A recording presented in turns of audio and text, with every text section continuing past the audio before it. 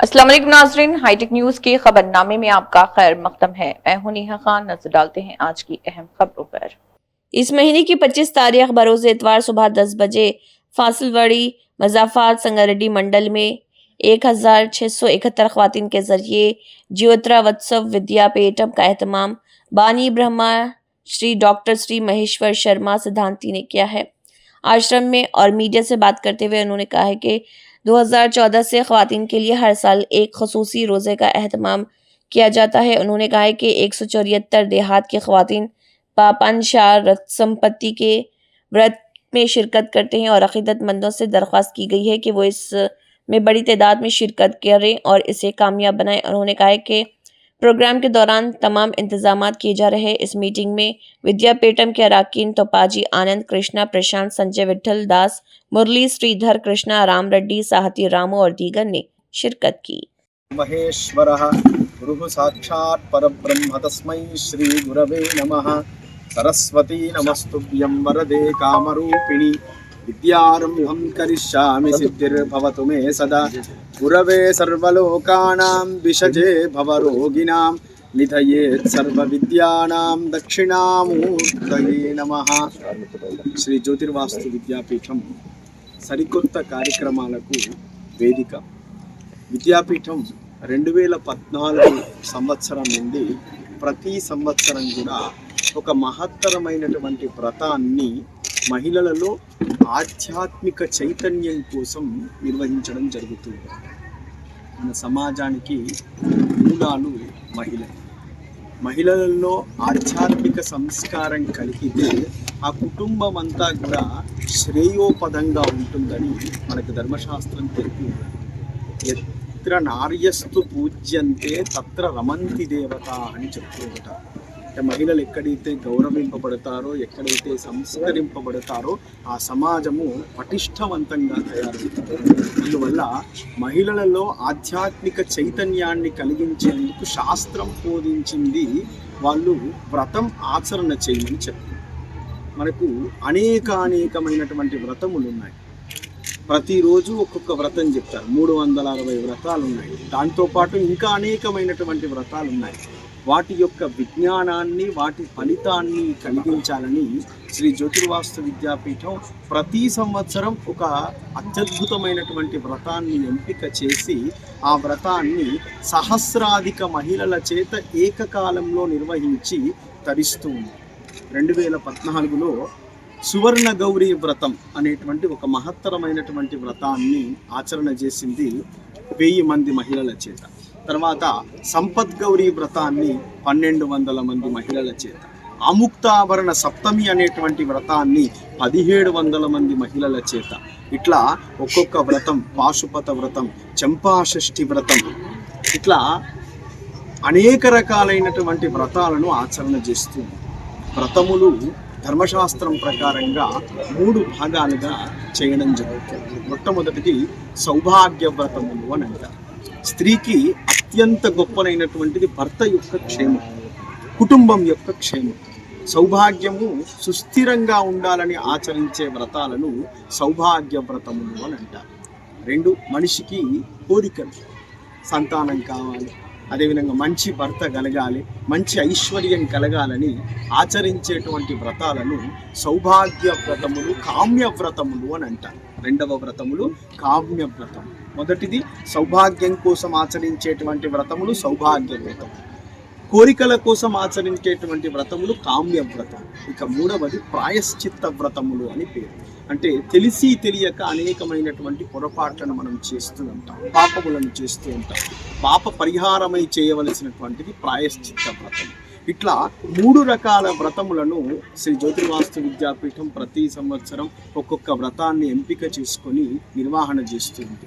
అందులోనే భాగంగా 2018 హేవిలంబినామ సంవత్సరంలో 60 సంవత్సరాలకు ఒక్కోసారి వచ్చేటువంటి పాశుపత వ్రతాన్ని ఆచరణ చేశారు. వత్సరే హేవిలంబాభ్యే మాసే శ్రీమతి కార్తికే శుక్లపక్షే త్రయోదశ్యాం కుర్యాత్ పాశుపత వ్రతం అని మనకు భవిష్య పురాణం చెప్పి ఉన్నది. 60 సంవత్సరాలకు ఒక్కమారు వస్తుంది అటువంటి మహాయోగం. అందులో ఆచరణ చేసింది పాశుపత వ్రతం. దాన్ని 1200 మంది మహిళలు ఏకకాలంలో చేశారు. ఇట్లా జయాగౌరి వ్రతం, చంపాషష్ఠి అంటే మార్గశిర శుద్ధ షష్ఠి మంగళవారం యుక్తమైతే దాన్ని చంపాషష్ఠి అని అంటారు. అది 2019 సంవత్సరంలో రావడం జరిగింది. విశేషమైనటువంటి దుర్లభమైనటువంటి యోగాలవన్నీ అందులో చంపాషష్ఠి వ్రతాన్ని ఆచరణ చేసి, తర్వాత జయాగౌరి వ్రతం, గోష్ఠాష్టమి వ్రతం, గోవు యొక్క గొప్పతనాన్ని లోకానికి తెలియజెప్పేటువంటి వ్రతం గోష్ఠాష్టమి వ్రతం. గోపూజ యొక్క ప్రాశస్త్యాన్ని తెలుపుతూ గోవును ఆరాధించమని చెప్పినటువంటి వ్రతం. అదేవిధంగా అక్షయనవమి వ్రతం, అక్షయనవమి వ్రతాన్ని వృక్ష పూజనం చేస్తాం మనం. అశ్వత్థ వృక్షానికి అంటే వృక్షో రక్షితి రక్షిత, వృక్షాన్ని రక్షించుమని చెప్పేటువంటి వ్రతం.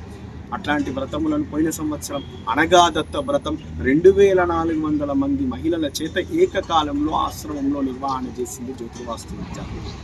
ఇక ఈ సంవత్సరం ఈ మాఘశుద్ధ సప్తమిని రథసప్తమి అని అంటారు. సూర్యుణ్ణి ఆరాధించేటువంటి మాసం మాఘమాసం. ఈ రథసప్తమి ఆదివారం నాడు రావడం విశేషమైనటువంటి యోగం. రథసప్తమి ఏ రోజులన్నా రావచ్చు, వారంలో 7 రోజులలో ఏ రోజన్నా రావచ్చు. కానీ ఆదివారం నాడు రావచ్చేటువంటి దాన్ని పాపనాశిని అనేటువంటి యోగం అంటారు.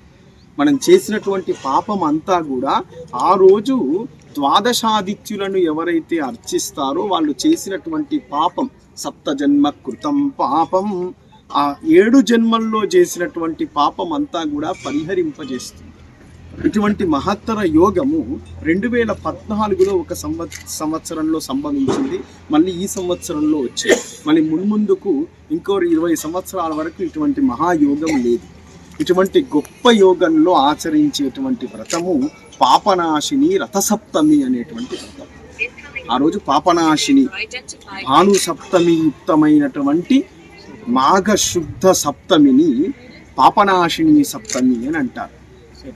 ఆ పాపనాశిని రథసప్తమి యందు ఆచరించేటువంటి వ్రతాన్ని పాపనాశిని రథసప్తమి వ్రతము అని ధర్మశాస్త్రం మనకు ప్రబోధించి ఉంది. భవిష్య పురాణంలో దీనికి సంబంధించినటువంటి కథ చెప్పి ఉన్నారు. ఇటువంటి మహత్తరమైనటువంటి వ్రతాన్ని శ్రీ జ్యోతిర్వాస్తు విద్యాపీఠం ఈ సంవత్సరం సంకల్పం చేసి ఉన్నది. 1671 మంది మహిళలు ఈ వ్రతాన్ని ఆచరణ చేస్తూ ఉన్నారు ఏకకాలంలో. 819 మంది కింద కూర్చొని, 852 మంది చైర్లలో కూర్చొని ఈ వ్రతాన్ని ఆచరణ చేస్తూ ఉన్నారు. 174 మంది గ్రామాల ప్రజలు ఇందులో పాల్గొంటూ ఉన్నారు. వ్రతంలో నమోదు చేసుకుని ఉన్నారు ఇప్పటికీ. ఇక ఈ వ్రతాన్ని 8 సంవత్సరాల పిల్ల వయస్సు నుంచి పుణ్య స్త్రీలు అంటే భర్త ఉండేటువంటి స్త్రీల వరకు ప్రతి ఒక్కరూ ఈ వ్రతాచరణ చేయవచ్చు. ఎరుపు రంగు చీరలను ధరించి ఈ వ్రతాన్ని ఆచరణ చేయమని, ద్వాదశాదిత్యులను అంటే 12 ఆదిత్యులను ఈ వ్రతంలో పూజ చేసిన ఎడల మనం చేసినటువంటి పాపం అంతా కూడా పరిహరింపబడుతుందని మనకు ధర్మశాస్త్రములు ప్రబోధిస్తున్నాయి. విద్యాపీఠం ప్రతి సంవత్సరం కూడా అత్యంత వైభవోపేతంగా ఈ వ్రత మహోత్సవాన్ని నిర్వహణ చేస్తూ ఉంది. ఈ సంవత్సరం కూడా అనేక మంది మహిళలు ఇంకా వ్రతంలో నమోదు చేసుకోనటువంటి వాళ్ళు ఈ వ్రతం చూసినా ఆ ఫలితం కలుగుతుంది.